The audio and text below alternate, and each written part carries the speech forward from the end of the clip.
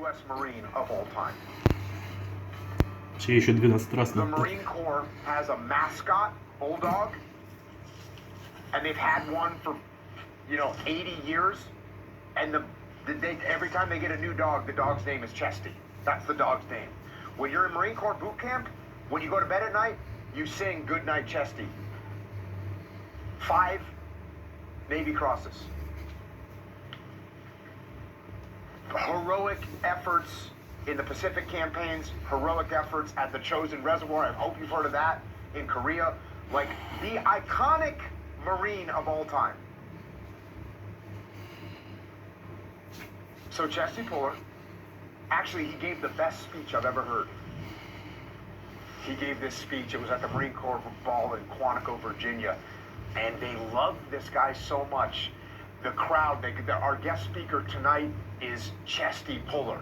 And the crowd of Marines goes absolutely freaking nuts. They go mad. And Chesty Puller walks out on stage in his dress uniform, and he gets to the microphone. And the crowd finally settles down. They settle down. And he goes up to the microphone, and he says, "Marines." And the crowd goes freaking ape shit. And he walks off the stage. So that's Chesty Puller. And Chesty Puller, in between all this war fighting, Chesty Puller has a kid, has a son, Lewis Puller Jr. And Lewis Puller Jr. is born. And look, genetics are a weird thing, right? You don't always get you get weird mixes of genetics. If you look at my kids, you'll be like, oh yeah, that one's this, and that one's that, and this one's a little in between, and that happens, right? Well, Lewis Puller Jr., when you see a picture of Chesty Puller, you're like, oh yeah, it must be Chesty Puller. That guy looks like a badass Marine. Well, Lewis Puller Jr. didn't get those genes. And he kind of looks like maybe, by the time, he's a little kid, he looks like a scrawny little kid. And then by the time he's going to college, he looks like probably he's a librarian, maybe an accountant. Thick glasses, very cerebral looking. Okay, cool. So he's like, what am I going to do with my life? He majors in English, actually. So he's like majoring in English, but what do you do with an English degree? I don't know. He not really sure what to do. And he loved his dad. His dad was a great dad when he was around. So he's like, you know what? I'm joining the Marine Corps. Cool. Well, it's hard for him to get in the Marine Corps because he's got bad vision. And so his dad is like, his dad's Chesty Puller. And, his dad makes a couple calls and gets in the Marine Corps. Gets in the Marine Corps, he gets a waiver for his glasses, and he goes through officer candidate school, goes through the basic school, gets commissioned as an infantry officer, and it's 1968.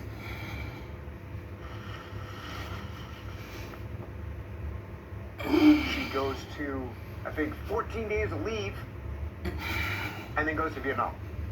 Gets to Vietnam, he's a platoon commander. Shows up in Vietnam, he's a platoon commander. And he's there, and they're on this cycle, like amount of time in this one area, amount of time in this other area, amount of time in this other area, another cycle. And about 3 months into it, they conduct a big operation. Big operation gets conducted, and there's a firefight happens with his platoon, and he goes running back to tell his company commander what's going on. While he's running back, he steps on a booby trap, loses both legs basically at the hip.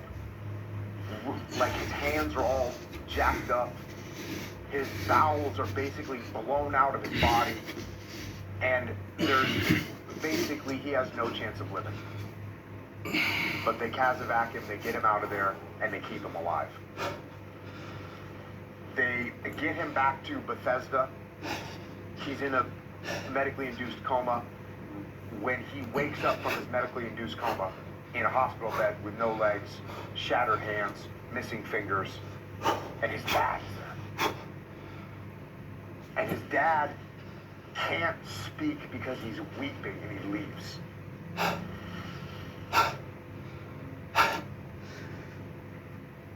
So,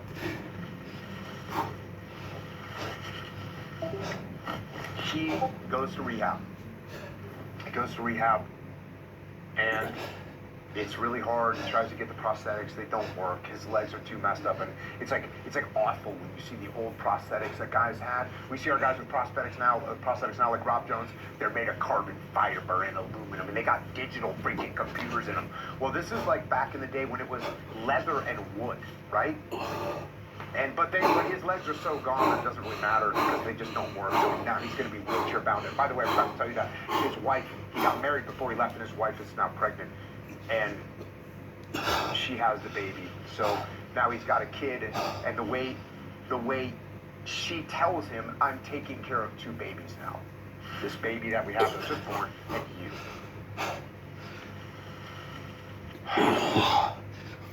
He kind of gets his act together, but man, he's hurt. Eventually, Louis Fuller Jr. gets out, and he's struggling. He's struggling awfully. He's thinking about it every day. He goes to law school. He gets his degree in law, but he's drinking a lot. He's drinking all the time. He's an alcoholic, but he's going to law school. And finally, he goes in and out. His wife's like begging him to stop drinking.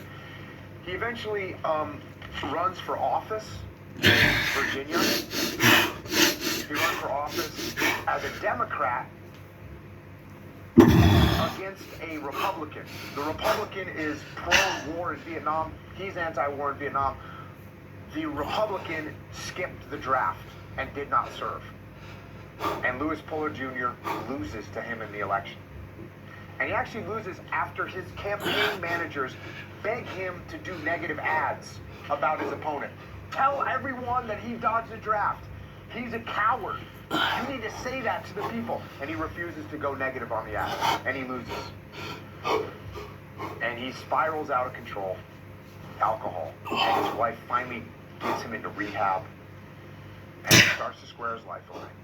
And he writes a book called Fortunate Son. And that's where I'm getting all this information. He writes this book called Fortunate Son. And the book is amazing.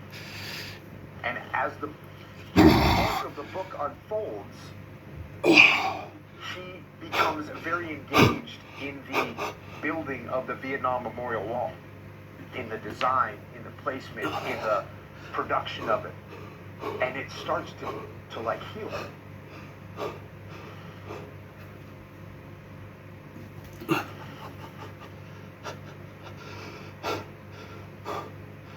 And the climax of the book is he finally gets to a point where the day of putting in the Vietnam Memorial Wall, which, as you know, is a very dramatic and moving piece of architecture, and he's at the ceremony, and he's recognized at the ceremony. And after the ceremony, there's a bar where the Marines are going to go, and he goes into the bar where this celebration of the monument is taking place, and his brother Marines are saying to him, welcome home. And he finally feels like he has accepted his past and he's ready to move forward. And that's the end of the book. But that's not the end of the story. The book comes out. It's a bestseller. Pulitzer Prize for the book because it's incredible. He falls out of his wheelchair. He gets hurt. He gets taken to the hospital. And they give him, by the way, he had quit drinking when he was in rehab. They give him painkillers. He gets addicted to painkillers. He gets back drinking again. And in 1993,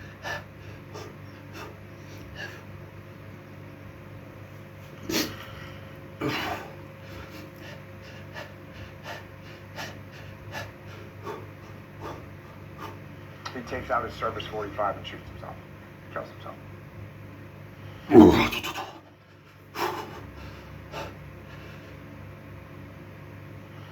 And when I got done doing the podcast with Jim Mosley, we didn't talk about any of that on the podcast.